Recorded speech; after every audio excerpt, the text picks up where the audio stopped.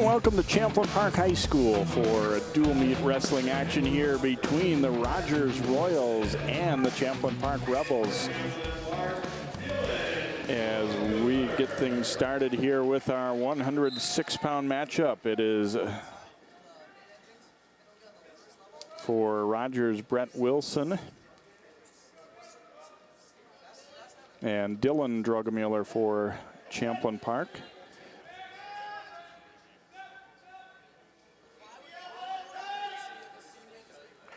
Quick 2 recorded here by Brett Wilson.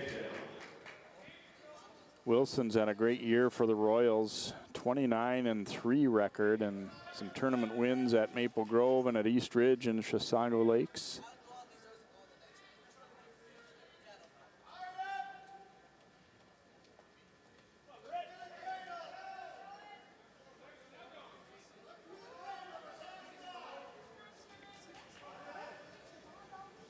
Dylan Drogemuller, brother Dalton, also on the Rebels, and their dad Darren, one of the coaches, and of course a great wrestling family from Osseo.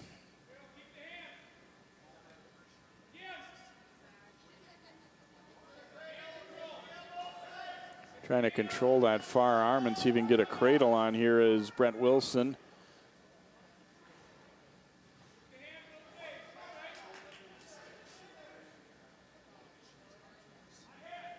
Got that quick takedown. He's been doing a good job riding, but so far unable to turn Drogemuller, who was possibly close to getting a stalling caution here. He's not been terribly busy on the bottom, but that's partly because Wilson's been working him pretty good too.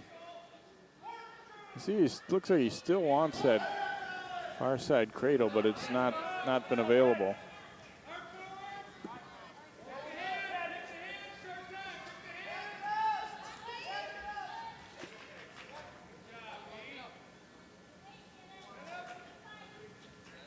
And we're going to get to the end of the first period here with Wilson still leading it. They defer. Rogers is taking down.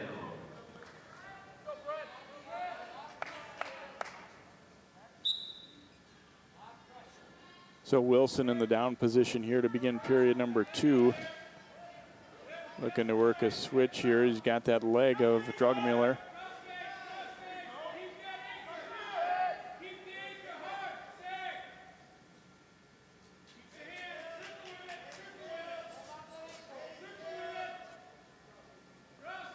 These teams are in the same section, Section 5, 3A, and the Royals figure to have a high seeding. They've beaten all the other section teams that they've faced.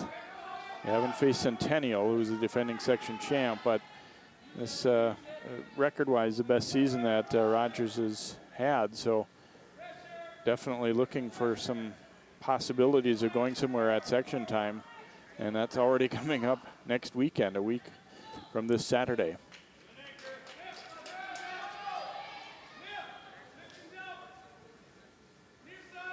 Halfway through this second period here. Drogemuller still in control, but unable to, and now Wilson fighting and is going to get his reversal. So 4-0 lead here for Brett Wilson, the talented 8th grader here for the Royals. Dylan also an 8th grader.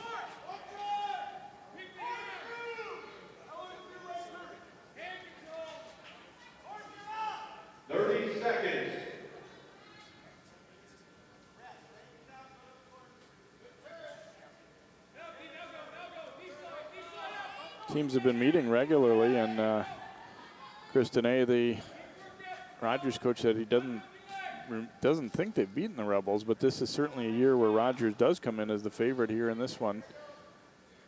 But a good tune-up for section time for both teams here, getting ready for that first the team and then the individual. So we come to the end of the second period, still 4-0 here for Brett Wilson.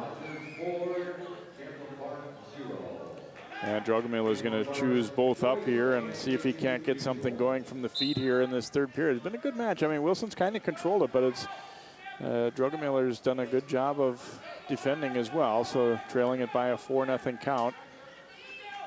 They tie up and then break apart. Going to work on that head. Wilson a bit of a shot, but not much to it. And now able to pick that ankle, and he's going to get another takedown. 6-0 lead. Nice job by Wilson being patient with that as he stayed with that move.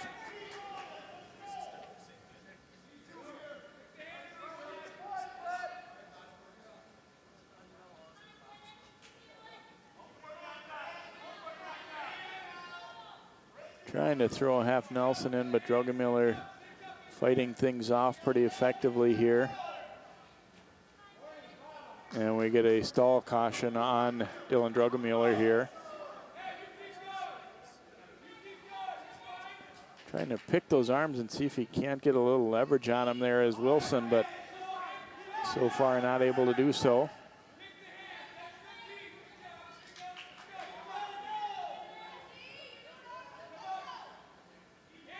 40 seconds remaining here, and of course if he were able to get one turn and get some near fall, it would change to a major decision. But so far not showing many signs of that, although I think Drogemiller has been doing a good job fighting it off.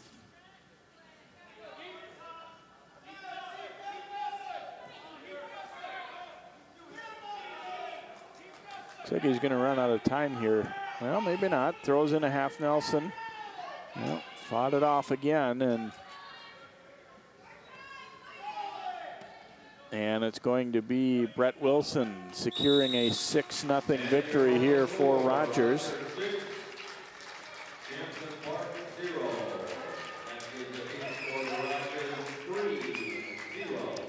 So here we go with the ankle pick. So we go at 113, and I don't believe we're going to have a match here. Rogers an open weight for them, so Lewis Powell will come out and get his hand raised for Champlin Park, their 7th grader, as he wins on a forfeit. So a 6-3 lead for the Rebels as we go to 120.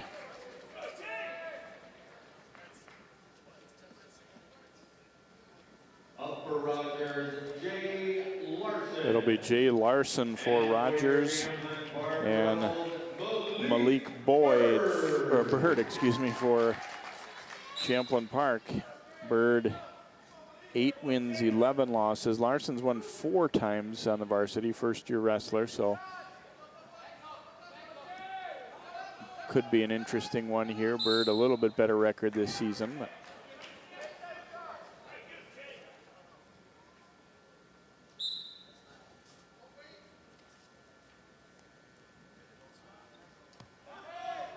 Bird working him back, and let's see, is he going to pull him back on? Yes, and Bird will get his takedown there. Looked like Larson wanted to get to the edge, and Bird realized it, was able to drag him back on and get that takedown. Now they're looking to work a far side cradle here.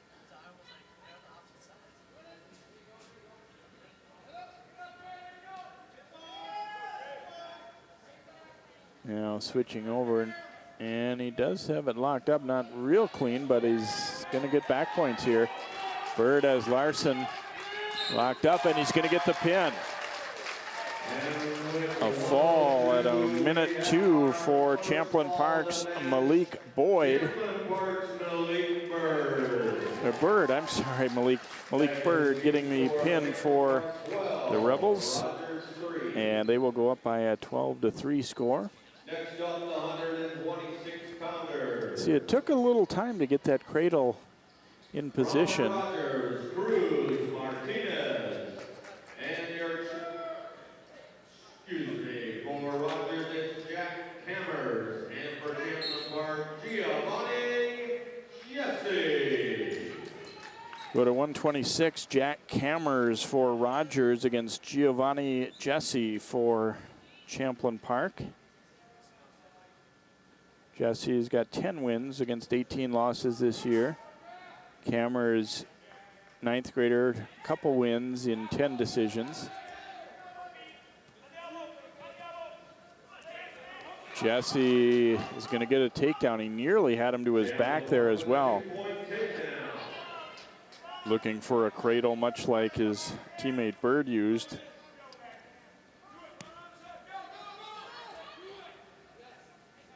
Really trying to pull that arm through and corkscrew him over. Jesse is coming out looking for a pin here.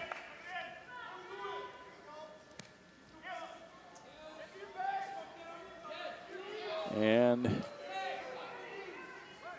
got some back points coming and maybe more here. He's got Cameras in a little difficulty here, trying to cinch down and get that all that weight on that shoulder. Still a lot of time to go too. And Jesse's got him in some trouble certainly here. Trying to lift up on that head. 30 seconds. It's going to feel like a long 30 seconds, but Cameron's doing what he can to try and fight it off here. And off the scramble, they get the three near fall for Jesse, but look at Cameras. Comes right back for a reversal, wow. So a 5-2 lead here. And now we get the reversal the other way for Cassie. There, Jesse will get the two, so 7-2 with only 7 seconds. Boy, he had Cameras in a lot of trouble. And then it was like Jack was kind of saving up that one burst of energy, and he was able to fight out of it and get the reversal. So a 7-2 advantage here for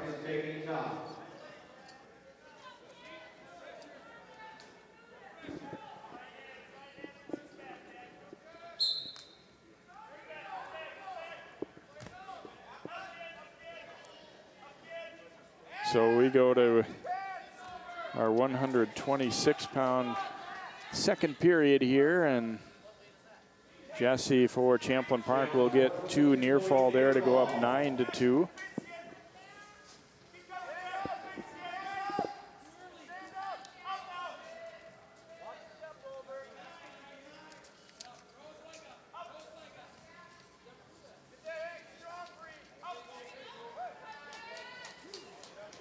And he's got him in some trouble again here. Jesse nearly had the pin earlier. And he's trying to take Cameras out here in the 126-pound match, and again, early in the period as well.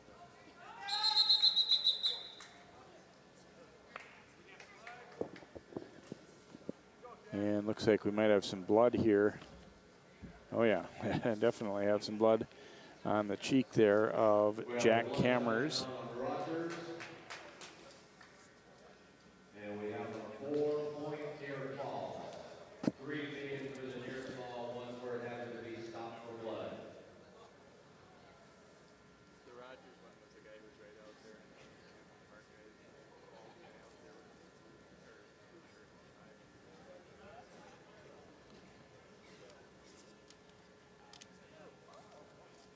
See Bill Marish, the Rebels head coach, giving some words of wisdom there to Giovanni Jesse. They clean things up here. John Lawrenson joining us now, and John, an interesting matchup is saying that you know, Rogers comes in with a much better record this year and definitely the favorite in this one, but they've not beaten Champlin Park before, so they're looking at it as an opportunity to come out and beat a bigger team and a team that they have not defeated in the past. Yeah, off to a slow start here. Of course, a long ways to go, and this dual meet, which I believe is the conclusion of a triangular they've had here at Champlin Park today. A minute to go here in the second period, and at least in this case, Champlin Park going to continue to kind of expand their lead. If things were to end up where they stand right now, there's a cradle, working for a cradle, and breaks it back down. Now a corkscrew position. And you're going to get some back points here. Ref counted 1, did not count 2 yet. Now he's got him in trouble. We're going to have a potentially dangerous, I believe. It looks like, well, there might be blood time there again, Jay. I think we just had a little blood time. Let's see how much he has left. And, oh, you can see it all over Jesse of Champlin Park there. Yeah, it's on the cheek, it looks like, or maybe it's in the nose. Yeah, it might be. It was just smeared onto the cheek, actually. It is the nose, it looks like. So did give 3 near falls, so 16-2 now. So any more points without a pin will be a tech fall for Jesse. And he had Cameras John in trouble very early in the match. It looked like he might pin him, and all of a sudden Cameras fought out of it and actually got a reversal for his only 2 points. But it's been Jesse pretty much owning the match. A sophomore who's a guy who does, a lot of off-season work, and he's been coming on. It's paying off. They can see it at the high school level now. Yeah, rule in high school wrestling there is when you turn somebody and there's an injury or blood time or whatever it might be, you don't have to, the ref will stop the match but give you the 3 near fall. In a weird kind of roundabout way, that might actually work in Rogers' favor here.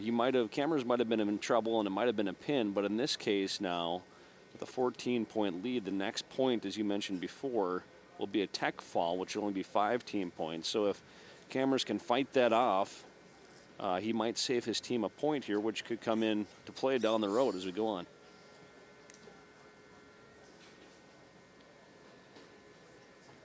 These teams getting set for sections where they're both in the same section, and then all, aside from just the team part of it, individually, okay, how did you do against each other, and how did you do against your other section opponents? And it's, so it really, every match that you face throughout the year matters, but even more so when you're facing a section opponent, because then it's on paper. You can look and say, okay, this guy should be a seed ahead of this guy. He just took it to him a week ago. Seeding is everything right now. You said it best there, Jay, for both team and individuals. It doesn't necessarily matter how bad you beat your opponent, it's just if you beat them. So a win for Champlin Park, which we would probably consider an upset tonight, to a degree anyway, would be huge for seeding purposes. There's a corkscrew again. He's trying to work it over, but we're going to maybe have more blood time. Is that right? Yeah, he keeps losing his and it's clot that he has in his nose. Yeah, it's a gusher. So it's going to turn into a tech fall for Jesse because they do get the 2 near fall points, like John mentioned, because of the completion of that move. Potentially would have been a near fall there. So they give him the tech fall and a 17-3 lead now for Champlin Park, as they get the hand raised for Giovanni Jesse, the sophomore there. Sounds like see some pretty decent matches perhaps in the middle portion of this this one. Rogers has got some guys with some real nice records coming through the middle. And you kind of feel bad for both wrestlers on that last match. Jack Cameras of Rogers, just a little bit of a problem with blood time there, and Giovanni Jesse, they didn't really get to finish that match, but a win nonetheless for Champlin Park. Cruz Martinez will wrestle for Rogers at 132, and Mitch Johnson for Champlin Park. Mitch at 3-5 this year. Cruz a little over 500, 16-15. He was 4th in sections a year ago, so they had him as a possible 26-pounder. He wrestles at 32 here and probably comes in as the favorite, and there's a beautiful takedown by Cruz Martinez. Yeah, a quick takedown there for Cruz Martinez, trying to get his team back in the winning track. Champlin Park with a 17-3 lead now, so this is the way to kind of get out of the rut if you can get a win here. He's going for an armbar right away on Mitch Johnson of Champlin Park. Cruz Martinez has him flattened out. Got that single armbar in. Has it locked up. He's going to try and chin him over there, put his chin on his shoulder. He's going to get back points. Rogers down by 14 quickly here. Could really use a pin in this case. Johnson doing a nice job so far of keeping his shoulder nowhere near the mat.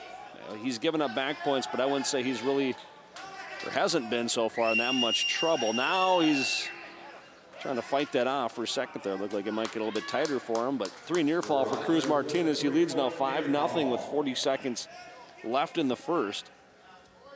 Trying to throw on the legs now.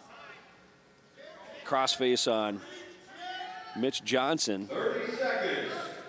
Cruz Martinez with a quick takedown, tried for an armbar, then kind of chinned him over, and now he's kind of throwing on the legs, going to try something else here. Does a nice job of moving from move to move, maintaining hand control here, as you can see. He's going to try and tilt him now. This will be the 4th move he's tried to turn Mitch Johnson. And that's impressive in itself, Jay, when you see a wrestler going out there going from move to move to move. If something doesn't work, let's move on to the next thing. Maybe come back to that when the guy lets his guard down a little bit. Yeah, it really keeps your opponent, you know, off balance and guessing, you know, where is the pressure coming from next. I think wrestling is a sport, too, where they say in football, defense wins championships. We saw with the Seahawks when they beat the Broncos on Sunday. But in this case, I think what you want to see in wrestling especially is the guy that's aggressive and puts his wrestler on the defensive usually is the one who comes out on top. Martinez starting in the down position and a quick reversal. Real quick. A 3-second reversal there. Nice job of getting his hips out. He's been pretty impressive so far. He just keeps moving. He's got an arm bar locked up again. Now he's going for the double arm bar. If he locks this up, Mitch Johnson would be in big trouble. Already down 7-0. And you know he wants a pin here for the team points. You know, obviously he's come out and dominated and looking like he's going to win the match, but he wants 6, and he knows that the team needs 6 from him right now. Yeah, he just kind of arm bars him over here. It's not a real traditional move that he uses, but we saw him do in the first period to Mitch Johnson. There he does it again. He's getting back points. Right now I would say Mitch Johnson not in a lot of trouble, though he's giving up back points. What Martinez needs to do is really flatten him out here. He's getting close. You can see him put his chin right on his shoulder. That hurts. Believe me, I've been there. Johnson doing a nice job so far trying to fight that off. He keeps moving. Kind of a reverse half here now. He's already given up 3 back points. It'll be 10-0. Martinez really trying for that pin, though, Jay. He's trying to flatten him out here. He's close. Well, you got to give Mitch Johnson credit. He gives up back points, but again, fights off the pin. 10-0 now. Martinez leads. Goes right back to that single arm bar. And in a position like that, even if you're tired, it's hard for a ref to call stalling on you because he sees that you got that locked up. There he switches to a half with an arm bar. That is a very effective move if he can get off to the side.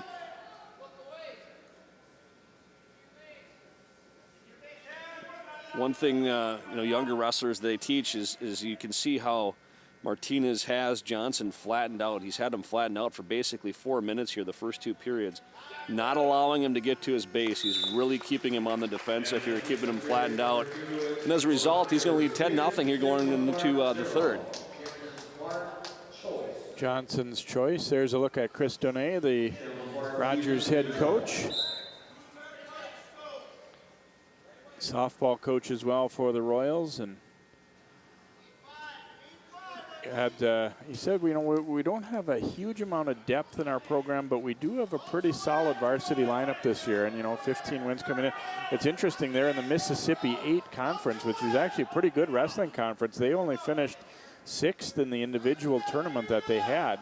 So as good as their record is, and they're going to be a very high seed, it appears, in Section 5 3A, but they didn't do that great because it's a good wrestling conference.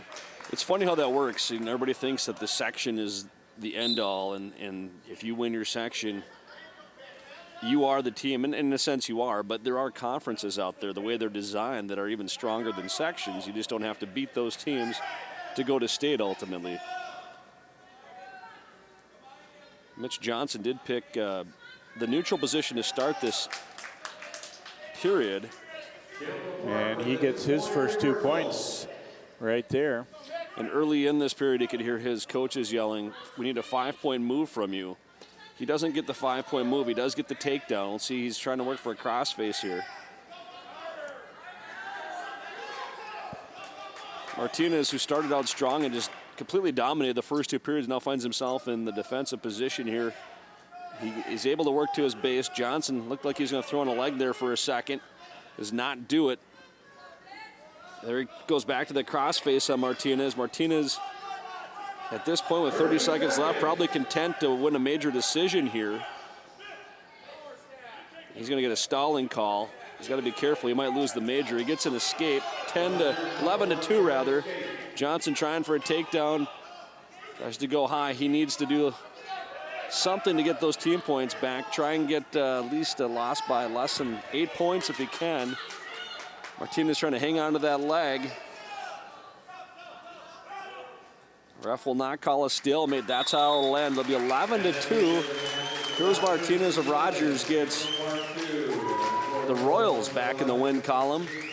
A major decision. There's a shot. Takedown by Cruz Martinez early on. I mean, this was a beautiful switch. Got his hips out right away. Kept moving. Great textbook move right there.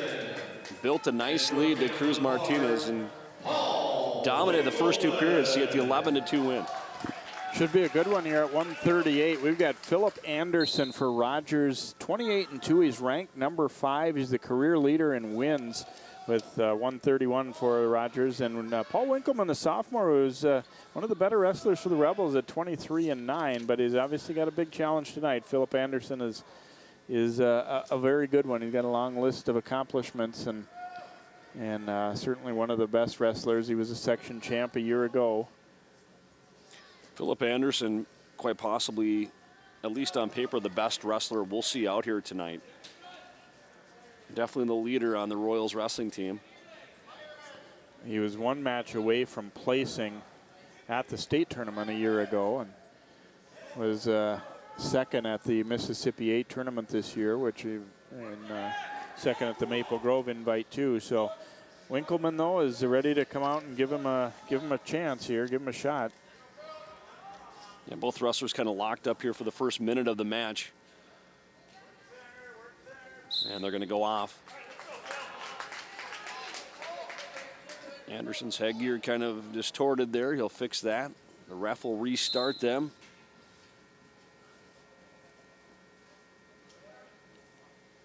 Kind of locking horns in the center of the mat. Trying to get a feel for what the other wants to do. Kind of a half-hearted shot there by Anderson.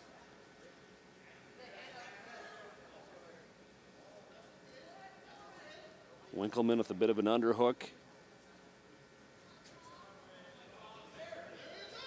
Not a lot of action. You have two pretty good wrestlers, too. It's almost right away they don't want to do anything too overly aggressive to get in trouble. Another half-hearted shot there by Anderson. Well, it's kind of a throw by Winkleman. If he keeps going, he's got to hang on to that arm. I'll give him an A for effort on that. It didn't work out. Anderson trying to counter now. He throws on a wizard. They go off the edge of the mat. Winkleman seemed to be maybe working for that all period, Jay. Kind of tried a little hip throw there and almost worked for a second. Yeah, I think he's got to feel good about it if he comes out of this first period even up with the guy rated number 5. Yeah, Winkleman just a sophomore here at 138 pounds for Champlin Park. Like you said, he's probably feeling pretty good now that we went into the second period scoreless. Had a little wizard there and tried a quick little hip, kind of a hip toss there on Anderson. Almost worked. There's a caution right off the bat. A little bit too excited. Anderson looking calm out there, not worried, but not probably the kind of fast start that he would have liked to have gotten off here. He knows he's up against a pretty quality opponent here as well in Winkleman. Anderson able to sit out right away. Winkleman maintaining hand control for the time being, and there he kind of loses it. Anderson trying to kind of get up and out or sit out, and there he gets an escape. 1-0. First point of the match. There's a shot by Anderson, a deep double leg. Trying to switch to a single here. Sprawl by Winkleman. Fights him off. They lock back up. That was a deep shot that time by Anderson, really trying to get that double leg takedown. He tried a couple half-hearted single legs in the first period and nothing happened there. Interesting. They've been locked up a lot and in close, and I'm thinking it's not working as well as Anderson would like, but he's right now trying to get around, but Winkleman's fighting him off. Yeah, Winkleman kind of hanging onto his arm there. Yeah, smart move by the ref. Good call to call a stalemate. You get kind of a front headlock position. The other guy can just hang onto your arm and nothing can happen for minutes on end if they let it go. And we got a caution backing up there, I think, on Anderson, if I'm not mistaken. No, I think it was on Winkleman. Winkleman, I'm sorry. Maybe being a little bit too defensive here. 3.5 minutes into the match. There's an underhook by Anderson. Let's see what he does with this. 25 seconds to go in the second. He's leading 1-0. Going to change his levels. Winkleman tries a shot, has a single leg. His head is kind of in the wrong spot for that. Anderson trying to break his hands and come around if he can, not able to do it. There's a wizard. Now they're locked up again. There's that same thing that Winkleman tried in the first period, tries to trip him over. Anderson throws on the wizard. That's how it ends. No scoring after that escape initially in the second period for Philip Anderson. Winkleman will choose down and see if he can, at the very least, get up and out and tie things up here. Been a real strategic match. They've been locked up, battling in close, but not a lot happening in terms of scoring, obviously, with just the escape for Anderson so far. Winkleman trying to sit out here early on, so down by only 1. He needs just an escape to tie this. Anderson got him flattened out here pretty good, though. Kind of trying to work for an arm bar. There, he's got it. If he can grab with his left arm, grab Winkleman's left wrist, tries a half Nelson, he'd be able to drive on that, try and turn him. Now, Winkleman does have a stalling warning against him, so he's got to move here. That's a tight arm bar. He's got him kind of locked up pretty good. A couple different ways Anderson can go with this. Trying to break him down. The ref's going to call potentially dangerous, I think, on that. The arm just got a little too high.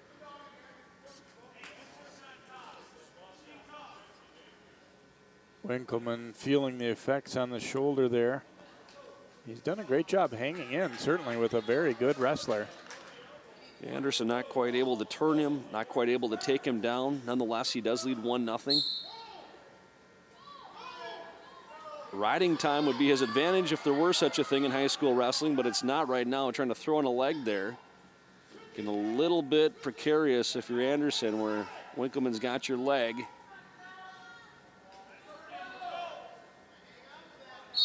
And the ref will call stalemate, which I think, again, is a good call. There's not a lot going on right there. We'll restart him.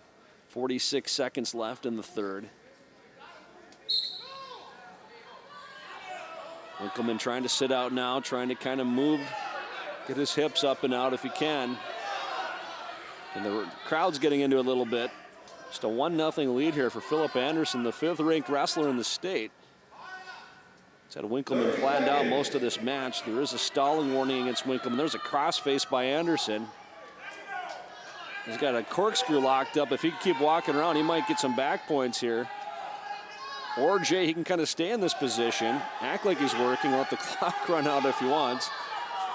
Well, they're getting almost in a neutral position, though. I would still say Anderson has control. He's got his arms. You can see it right there. 3 seconds to get an escape, not able to do it. Exciting finish, though. Philip Anderson of Rogers, the top-ranked wrestlers in the state. It's a 1-0 win over the sophomore Paul Winkleman of Champlin Park. So very close to the vest, strategic one. Anderson gets the victory. There you can look at the team score now as the Royals tighten it up to 17-10. We go to 145. Connor Larson for Rogers. And Andrew Oakley for Champlin Park. Oakley has won 25 matches this year, and Larson has won 19. So this looks like it should be a very good matchup here. Connor Larson is a senior, and Andrew Oakley a little bit younger as a sophomore. Larson with a single leg here. And looks like he's almost able to finish. There it is. He had to fight for that a little bit, though. Connor Larson with the takedown. Got a single leg there, and then took him a good 15 seconds to try and figure out how to bring Oakley down to the mat, but able to do it. Larson closing in on 100 for his career, although things would have to go well. Well, he came into tonight 9 behind, so he has a chance at it anyway as a senior. Yeah, you kind of forget that we don't have a lot of matches left in the No, season. not at all. Sections team next weekend and then individuals after that. Kind of a good reminder for people. If he wants to get 100 wins, his best bet is to qualify for the state tournament and go on a run down there, and it sounds like he's having a good enough year to do that. There's an escape for Oakley, 2-1 now. Larson leads. Get that quick takedown. There's a double leg, shoots in deep, sprawl on it by Oakley, fights him off. Oakley, a pretty strong-looking wrestler. He wants to kind of get up in a Greco type of position there if he can.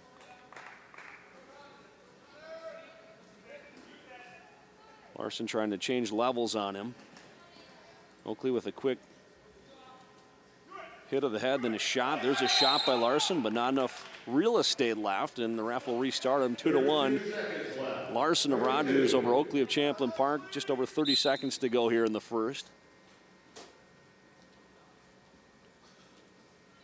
That single leg takedown he shot in right away, Larson did.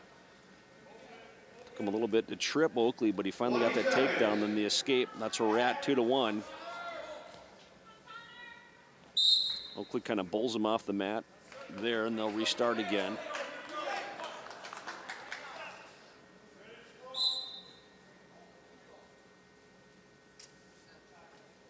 There's a shot again by Larson. Not afraid to shoot on Oakley, that's for sure. Paid off once already.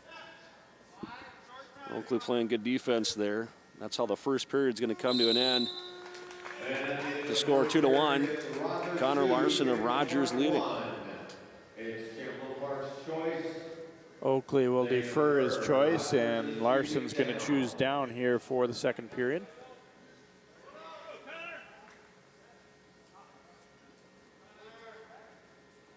I don't know how many times, even after the way these rules have been set up and changed a couple years ago, we still see a caution about every other match at least.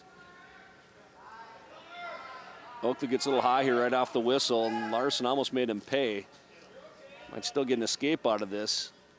Oakley hanging on, though. And they go off the edge of the mat. Little whirlwind of movement there in the first 13 seconds of the second.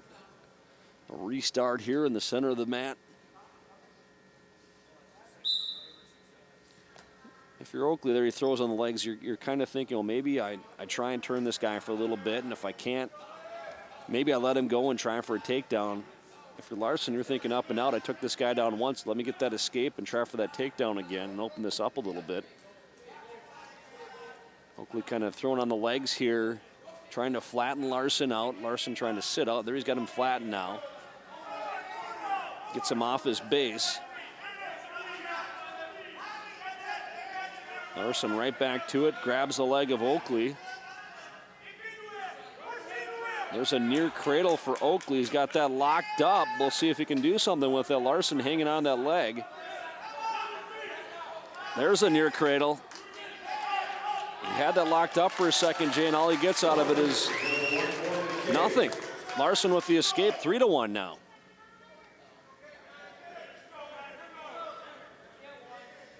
Not a bad attempt by Oakley, and I think maybe a lesser opponent that would have worked. But Larson able to fight it off. Larson able to fight it off, and he couldn't quite get perpendicular on Larson when he had that locked up. And to Larson's credit, that was good defense, and he's able to get an escape eventually out of that. 3-1, though. He leads. Oakley will most likely choose down to begin the third. There's a shot by Oakley. So a takedown this late in the second would be big for either wrestler. Just over 10 seconds to go. Nobody, kind of a half-hearted shot by Larson. He gets a single. Tried to switch to a double. Oakley, a strong kid, though. There's a takedown. 2 seconds to go. The second period. That was big for Larson. He leads 5-1 now. Oakley will take down, start the third. Good match so far, and tough break there for Oakley to give up that takedown with just a couple seconds left in the second. Yeah, it looked like for a moment that he was getting where he wanted to be there, working upper body, but it didn't work out that way. He kind of stands up. Looked like it would hurt there for a second. Larson still maintaining control. Oakley back to his base. You can tell he's got very good body balance. Gets his hips out, and then he gets the escape. 5-2. Now he's got to work. Larson leading this match. The difference is the 2 takedowns he has. Oakley probably the stronger of the 2 wrestlers. If he goes upper body, I think Larson's a little precarious of him not doing that if he can. He's taking those low shots on Oakley. It's a shot by Oakley. Larson playing defense. They tie up. Pretty much where they started. A minute to go here in the third. 5-2. Larson of Rogers leading. He takes a shot, single leg. Oakley trying to sprawl on him. Larson trying to switch to a double. He finishes it 7-2 now. 45 seconds left.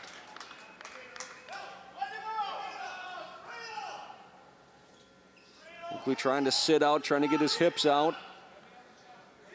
Trying to peel those arms away.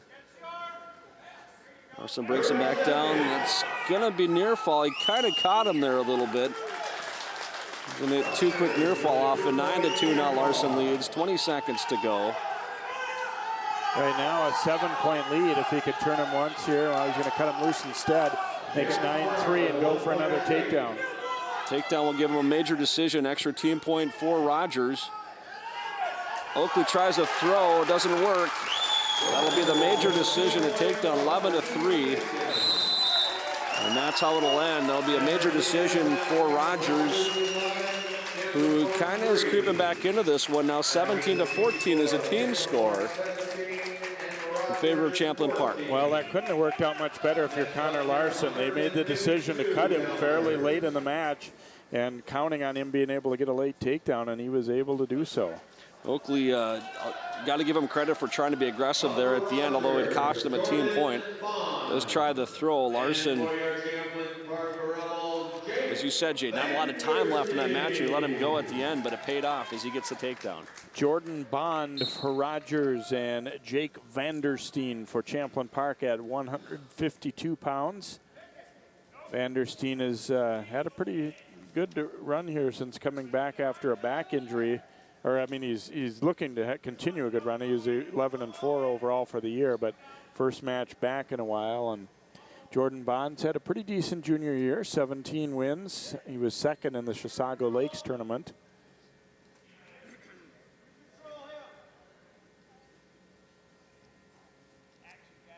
Both wrestlers tying up here again, kind of pushing against each other.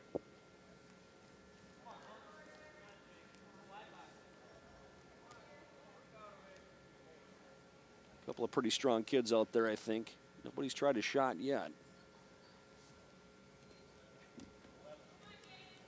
Vanderin kind of just pushes him off the edge of the mat, and they'll restart here in the center. No score, 1:05 left in the first. Champlin Park, once down 17-3, has chipped away at this lead. Or I'm sorry, Rogers, once down 17-3, has chipped away at this lead. Now 17-14 team score. And I think maybe not a huge surprise based on talking to the coaches coming in that it might go that way a little bit with Rogers having some pretty good strength in the upper weights here, and got a lot of their last 4 guys all have more than 20 wins this year. So, and Champlin Park's pretty inexperienced in the heavier stuff. So Rebels needed to make some hay early, and they did a good job of getting a lead. But it wouldn't be a surprise to see Rogers kind of keep the momentum a little bit here, at least based on records and everything. And wrestling is definitely not like football or basketball in that sense. It's an individual sport, so one team can be ahead 30-0 and lose 32-30 if their first 5 or 6 guys win and their last 5 or 6 guys lose. So far the individual matches, though, in this dual meet have not disappointed. We've had some pretty good matches, some good wrestling. Even the guys that have not won have put up good fights. I think about Philip Anderson from Rogers just defeating Paul Winkleman, the match we just saw last one here. Connor Larson getting a big win for Rogers, but he also had to fight for it. So the first period in this one, again, tied up, no score, just like our previous match here, or 2 matches ago as we go in the second. Bond, it looks like, will choose down. Chooses down for the start of the second period. Vanderin losing a contact lens in the middle of that first period, so things might look a little out of focus for him at the moment. Obviously, his opponent's not very far away, though, so Yeah, but not too advantage big of a Bond problem. if they kind of get loose here. Vanderin just picks him up, brings him right back down. Bond right back to his base. They're going to try and stand up again. Trying to peel those hands and get his hips out. Try and get an escape. He's able to do it. 1-0 now. Jordan Bond to Rogers with the lead here. 30 seconds into the second. They tie up right away again.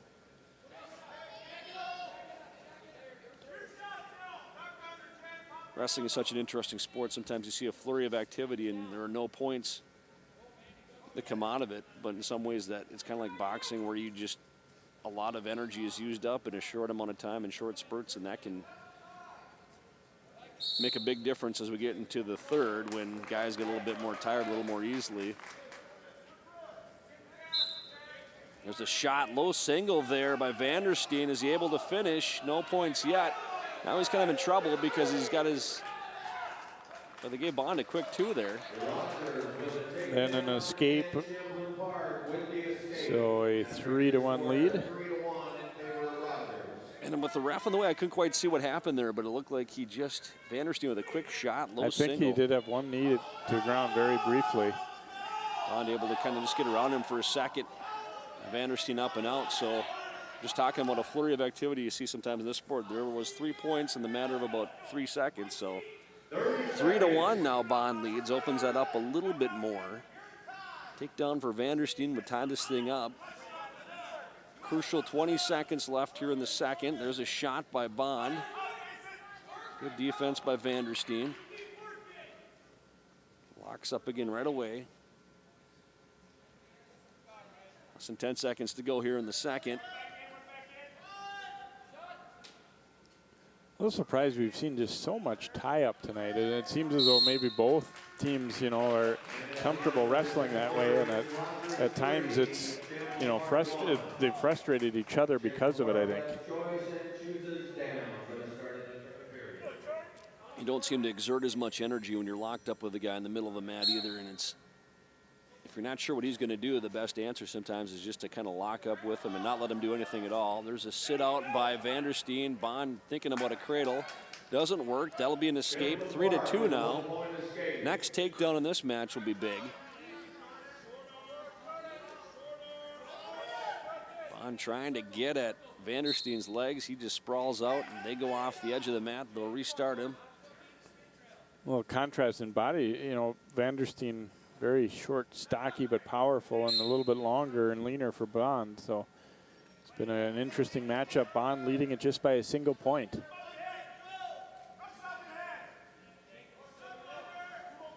Yeah, Jake Vanderin, we'll see if he takes a shot here. There's one by Bond. A wizard Kelly position rather now. Vanderin's got that underhook on him.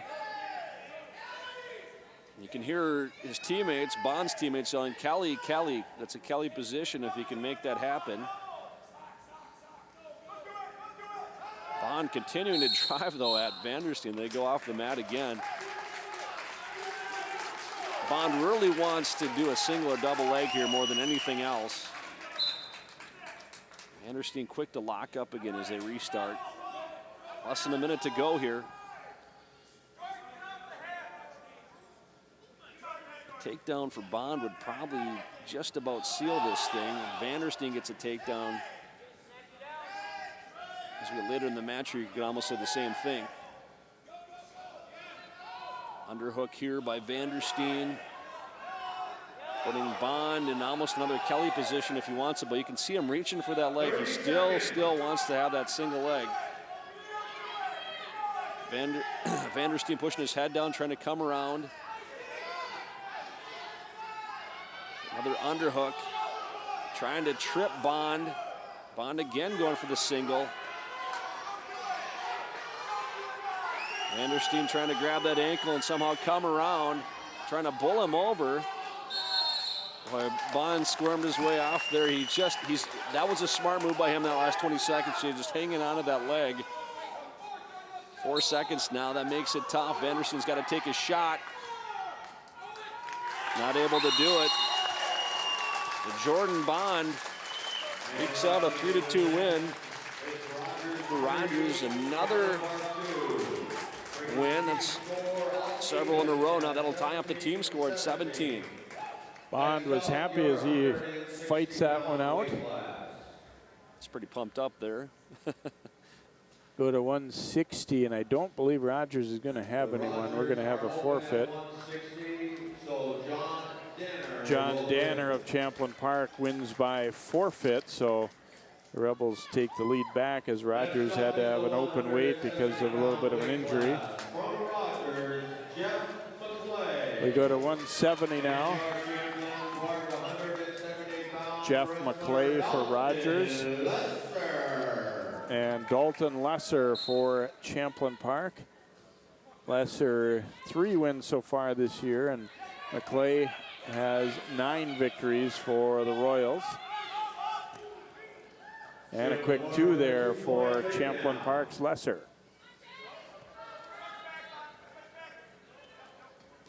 Quick takedown, trying to kind of tilt him over too, but Mcleay back to his base there, at least for a second. Trying to stand up. Rogers dug themselves kind of a hole there, but team score-wise able to come back. There's a reversal for Mcleay. No back points, but he had Lesser in a precarious situation there for a second. Now he's got a cross face locked up, trying for a cradle. He should get some back points out of this. Clay's going to get near fall. Not quite in a position to pin him. We'll see if he can kind of flatten him out here. He's going to have the lead no matter what happens, even if this hole is broken. He's got his 3 near fall. Still quite a bit of time left as well. Got him locked up pretty good. Lesser, I don't think, really in a lot of danger from being pinned quite yet, though you can see his shoulder way up. Hold is still maintained, so the ref won't award 3 yet until he breaks that lock. He's going to try and bring him back. 30 seconds. Clay brings him back. He won't get 3 near fall here again if he gets back points. He never did break the hold. There it is. That should be 3 near fall now. 5-2. Jeff Mcleay, after being taken down, gets a quick reversal, slaps on a quick cradle. Now he leads 5-2.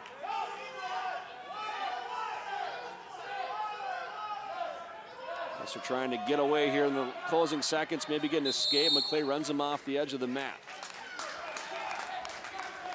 A second and a half to go. It's going to be tough for Lesser to score here. You'll most likely trail by 3 after getting that initial takedown. Just 10 seconds or so into the first.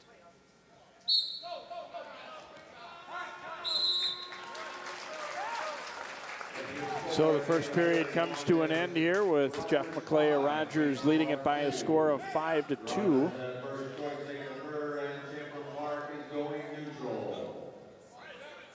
Lesser will choose both up here. Lesser might be a wrestler that feels a little more comfortable on his feet. He got that quick takedown right away, but gave up that reversal and then the near fall to dig himself a little bit of a hole. The tie up here.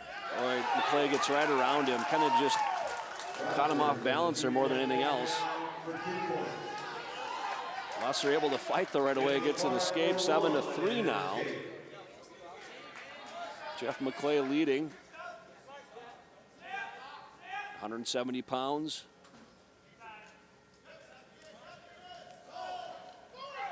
Mcleay's Royals trailing Champlin Park by 16 points.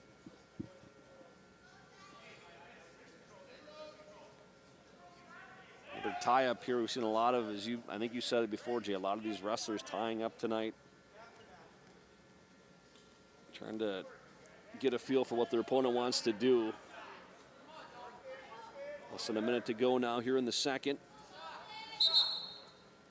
And looks like we might have a little blood in the mouth of Mcleay, I believe it is, yes. Lesser has pretty much been coming forward. Mcleay has been able to use that against him a time or two.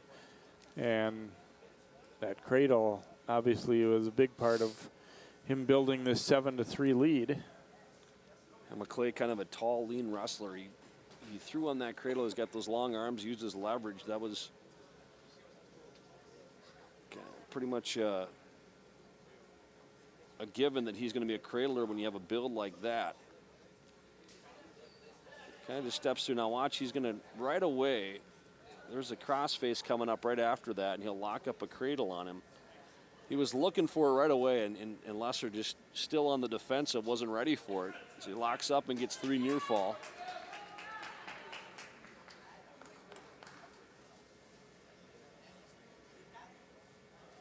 A little more blood still on the mat.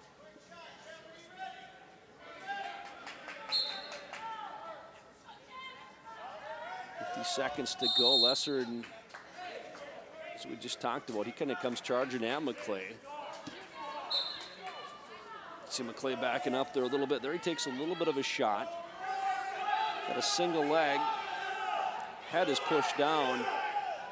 Head to the outside. We'll see if he tries. Well, you can see he got a quarter Nelson there by Lesser trying to fight him off. Now they go off the edge of the mat. It's going to be back to the neutral position. Rogers' coaches thought maybe there was still room to finish that and get the takedown from Mcleay. Ref thought otherwise, so he'll restart him. I think it was more their fans. I was watching their coaches, though. I don't think they really had much to say about it, but it was some of the fans groaning a little bit. Somebody was yelling down there. Yep. You tend to hear some suggestions from the crowd a little more at a wrestling match for the officials, but more so even for the wrestlers, because virtually all the parents have seen an awful lot of matches. A lot of times the dad wrestled, and they've got some ideas. It's easier to see from up here and easier to do. And I don't mean to poke fun at people, because a lot of times they're right on what would be a good move. And there's a takedown by Lesser. Big takedown there in the final seconds, 7-5. That's a huge 2 points for him.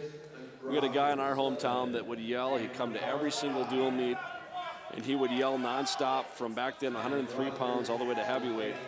And you couldn't hear anything at all in the gymnasium except for just the one guy yelling the whole time.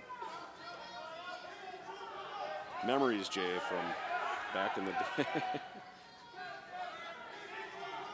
Mcleay trying to get up and out here. Now throws a headlock on, but he's going to get an escape. And I think some more blood. We got more blood time. I think that's still Mcleay who's having problems with that.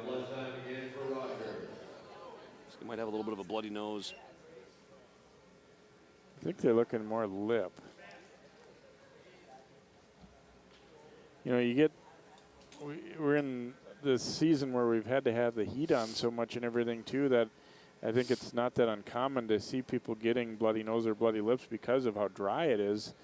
When you've had to be indoors with using your furnace so often this winter, it's a kind of a natural thing at this time of year. Yeah, I think, and some coaches even recommend, hey, throw a humidifier in your room at night because it is dry and some of these guys are trying to lose weight and stuff. So, you get pretty dried out, you get a little dehydrated, and the bloody noses kind of come here and there. And well, yeah, it's been one of those winters where the heat is on nonstop, and you're getting pretty dry. Lesser 1 point down, 7-3 now, 8-5. So he's going to crawl back into this a little bit. Looks like they got Mcleay taken care of, and we'll start it here again. Well, it's Mcleay who's charging at Lesser, kind of trying to move him off the mat, and they will go off. You can see he's got a wad of cotton stuffed up his right nostril there. One guy lost a contact tonight. It makes it hard to see. Another guy gets... It's not fun to wrestle like that when you can only breathe out of one nostril, but you'll have to make do. Well, Champlin Park could really use a win here from Lesser, too, because this is going to be their best chance at a win for the rest of the night, the way it looks. I think they're going to have one more, an open weight themselves at heavy. And there's Lesser getting a takedown, and now he's within one. And I wonder if he'll try and let him go. He does. So a takedown now by Lesser would tie it up.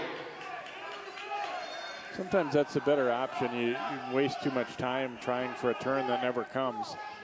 And he hasn't really had a chance to turn Mcleay, so he's not sure if he can even really do it. So this is probably the smart move. He's been able to take him down a couple times.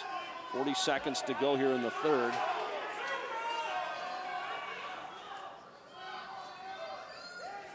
Mcleay really wants to kind of stay on the outer edge of the mat, so when he does sprawl like that, he can go off and play defense. Smart on his part. 25 seconds remaining. Serenity now, the coach says. Yeah, All right. yeah, Coach Mayer saying deep breath here and then go hard for another 25 or so. We got a stalling caution on red on Mcleay for backing up. But it's late enough in the match that that's not really going to hurt him here. Oh, he takes a shot. I think he's going to be able to finish this too. No points yet. Good shot though by Mcleay. I think Lesser wasn't expecting that. Yeah, he's not going to score with it, but it doesn't matter. He's going to be able to hang on for the 9-7 decision because of that shot. And Mcleay got a little nervous there in the third period as Lesser was chipping away at that lead, but they're a shot when Lesser probably least suspected it. Gets him, doesn't get him the takedown entirely, but does get him the win.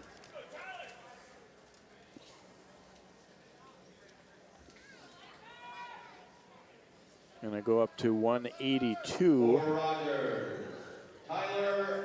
Tyler Aiker for Rogers. And Abraham Ricks will come out for Champlin Park. Aiker is 24-6. He's a senior. Fifth at sections, and he's got him in trouble right away. That could be a pin if he can get off to the side here. Ricks really had to fight that off early. They go off 15 seconds into it. He's got 2 near fall off of 2 takedown, 4-0. Aiker leads, comes out real aggressive. That's what I was saying. Champlin Park's pretty green in these upper weights, and meanwhile, that's where Rogers, gets quite strong with a lot of 20-win guys toward the end. So they definitely figure to be the favorite the rest of the way out. Aiker's going to spend some time here trying to turn Ricks, but we'll see if he can't do it, if he wants to try and let him go and maybe go off that success he had early. There's an escape for Ricks. He fights for it, gets it, 4-1 now. He wants to go upper body. Oh, nice headlock. He gets a little bit high. Aiker trying to roll through that. No point. Now Ricks has got, he's got him in big trouble now. That's a nice headlock by Abraham Ricks. Definitely a 5-point move. Aiker still trying to roll through that. He's going to come out and get 2 of his own. Flurry of activity. Wow, I thought I spoke too soon there, and I guess I did, about being a big favorite here. Ricks doesn't care what Aiker's record is. That one really ignited the Rebels crowd. Ricks is a kind of an inexperienced guy, and now he gets taken back down. Aiker at least had the presence to be able to fight that off, because it looked like there was a chance he was going to get pinned. Yeah, it really did. He was rolling through, and I thought for a second he might, but boy, Ricks hung on to him and then got those back points, and Aiker definitely was in trouble there for a couple of seconds. Actually does score him out of it. Now he's regained the lead, 8-7, 15 points scored here in the first minute and 35 seconds of this match. That was a lot of fun to watch. Somebody might have blood here. Looks like Aiker possibly. Yeah. Well, an exciting start to this one certainly there, as Abraham Ricks is able to go upper body and get the trip and headlock to the mat. Wow. And there was no secret. He was going right for it, too. And you see right there, he doesn't even have a takedown yet, but then he's able to adjust and get back points as well. And he's got it pretty tight right here. Aiker so strong, though, just continues to keep moving. Right about there, you're going to see the hands break. And then he comes out with 2 of his own, but for a couple of seconds, those are a bad couple of moments for Tyler Aiker. I bet he thought that match could end pretty quick. he'll be careful not to let that happen again if he can help it. Well, it kind of shows you that you have to, you know, come out and you never know what you're going to get from any given opponent. And obviously, Ricks was able to surprise him a little bit there. And, you know, you give credit both ways to Ricks for the move and then also for Aiker for being able to fight out of it. And there he gets an escape. There's a shot by Aiker trying to get a late takedown here in the first.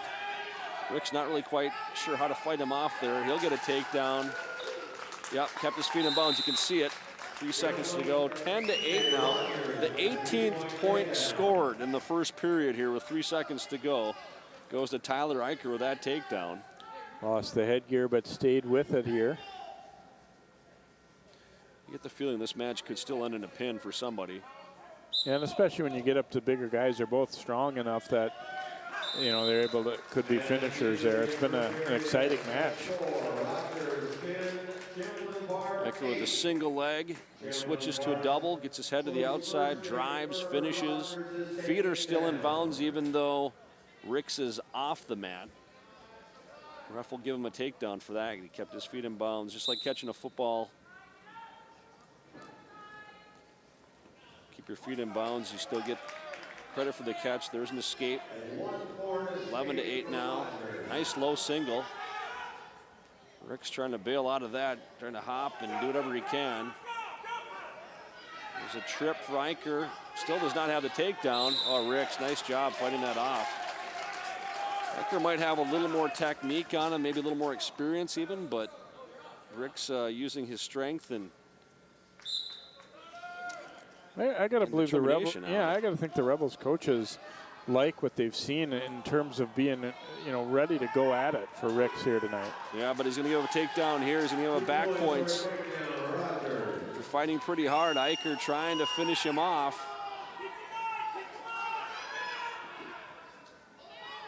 Ricks swimming to the edge there, and he's going to have trouble unless he can drag him back on. Doesn't look like it's going to happen. There go off. Yep. We're looking at 3 near fall though, so now Aiker opening this thing up a little bit. 16-8. You can tell Ricks lacks just a little bit experience. He's not sure quite when to sprawl, when to cross face, when to kind of counter when Aiker's going after him. Aiker rolls him to his side there. He might be getting a little bit gassed too. Kind of leaving his head down, opening himself up for a half Nelson if Aiker were to reach up there and do it.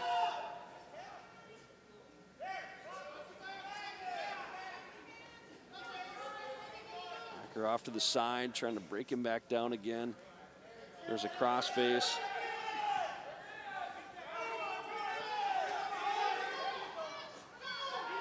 Rick's trying desperately to stay on his base, and Aiker trying to flatten him out. 30 seconds. Kind of a strange looking tilt there, Jay, but it's working. That'll be back points. Ricks kind of almost aided him with that one by rolling. There's the half Nelson, and we thought Ricks was kind of leaving his head down a little bit. Now he's in trouble. That's a pin. Pretty quick. Entertaining match nonetheless. 26 points scored in it before the pin by Tyler Aiker of Rogers. Ends up getting the pin after he was briefly in some trouble in that first period as Ricks took him down for a 5-point move, and Aiker is able to put him away here in the 182-pound match.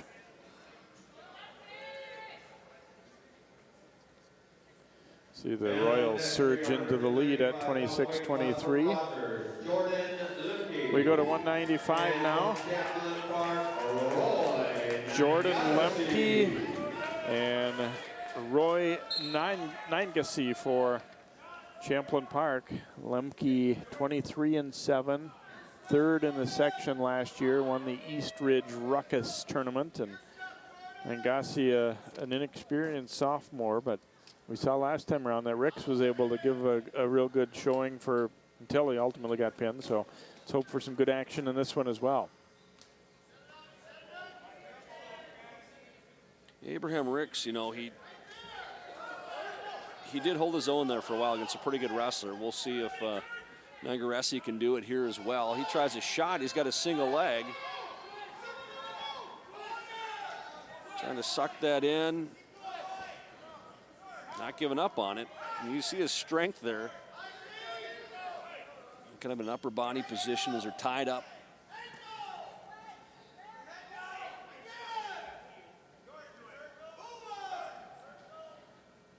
Rogers' coach is yelling, circle, circle, try and set up something.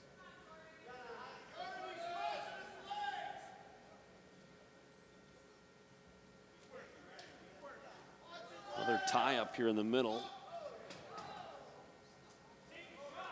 There's a shot by Lemke. See if he can finish. He'll be able to. That's a takedown, too. There's a half. It looks like he's trying to throw a half on here quick. Now he's got an arm bar.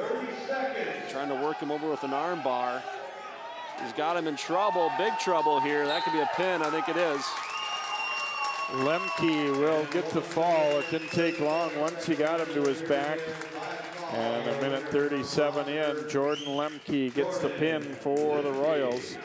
They'll go up 32-23. He's just got an arm bar, and he really, there's no real rhyme or reason to this. He just kind of bowls him over with that arm bar, and Ungaressi, both his shoulders right there are flat. I don't think Lemke realized that he got the pin right away. But he gets it. 32-23 now, Rogers leads. Jake Owens for Rogers, Tim Warren for Champlin Park at 2:20. This might be our last match of the night. I believe Champlin Park's going to be open at heavyweight. So Jake Owens, state entrant last year, 23-7, and he gets a quick takedown here.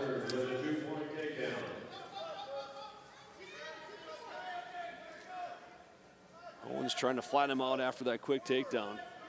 There's got him. There's a crossface.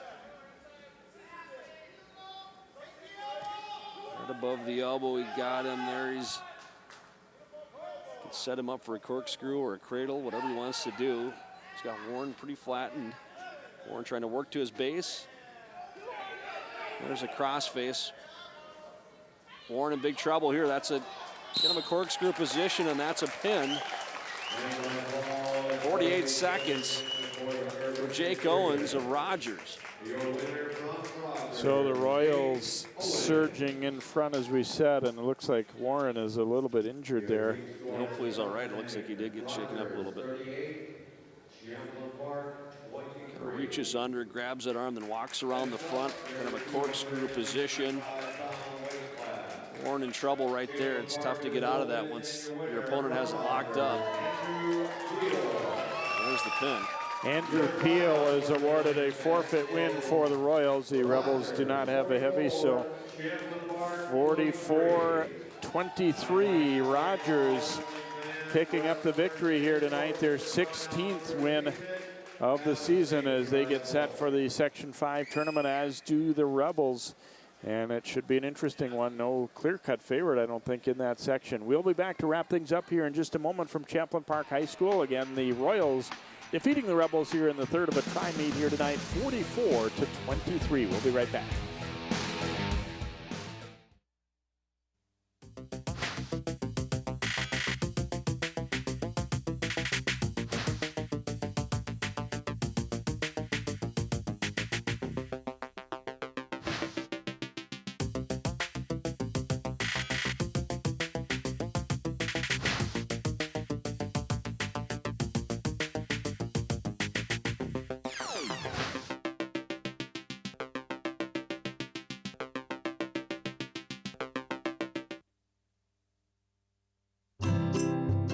Think you found every hazard out here today? Think again. The spot you missed could be a killer. That spot on your skin could be skin cancer. If you're a man over 50, you're in a group most likely to develop skin cancer, including melanoma, the kind that kills one person every hour. That's why your best shot is to check for a spot. It's easy. Follow through and check your skin. Go to spotskincancer.org to find out how. A message from the American Academy of Dermatology.